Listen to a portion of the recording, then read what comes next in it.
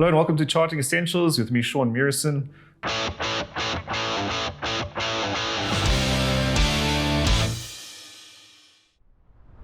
The show where we talk about tips, tricks, opinions, and everything about technical analysis.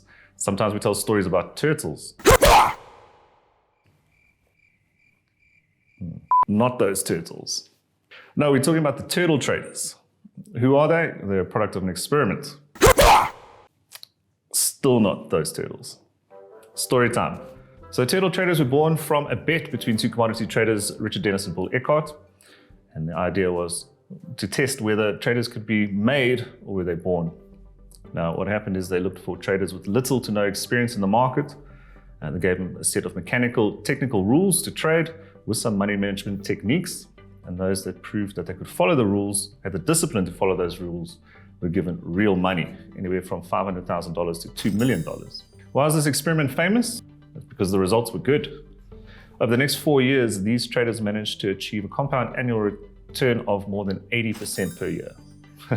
And that's a pretty good thing.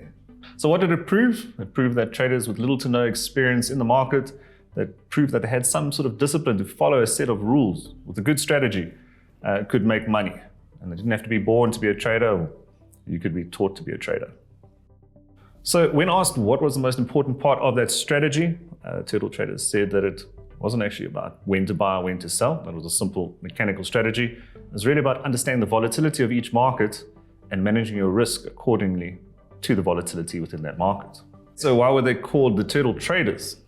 Richard Dennis, one of the mentors, said, we're going to grow traders like they grew turtles in Singapore. What does that mean? Nobody knows, but it's provocative. It gets the people going. Now that's something you know.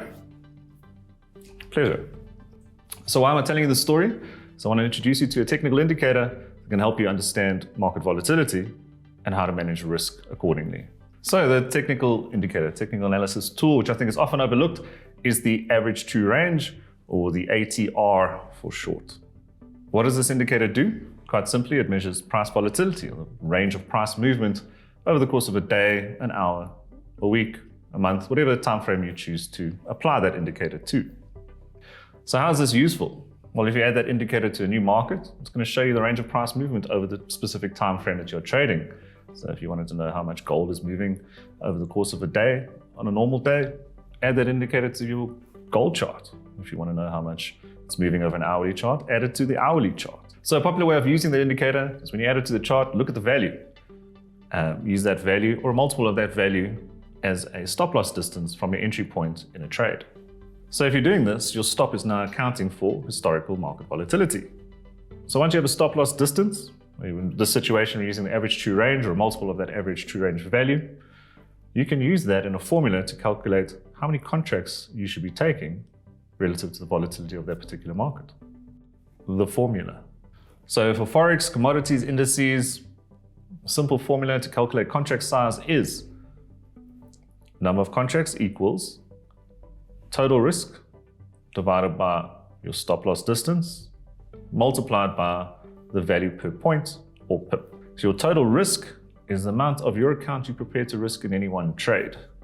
The stop loss distance we've determined with the average true range.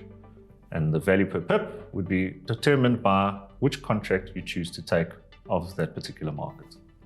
For shares, if you're trading shares, that formula can be even simpler, whereas the number of contracts or shares you take is equal to your total risk divided by your stop loss distance.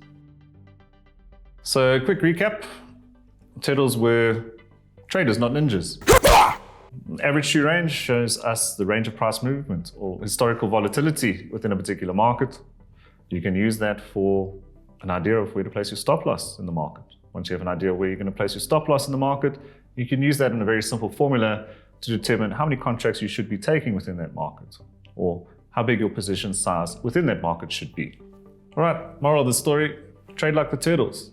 Get yourself a system, follow that system, have the discipline to follow that system, and manage your risk in volatile times. Shaun Murison, Senior Market Analyst at IG. Don't have a great sign-off line, but I'm working on it. Cowabunga, dude. I don't know.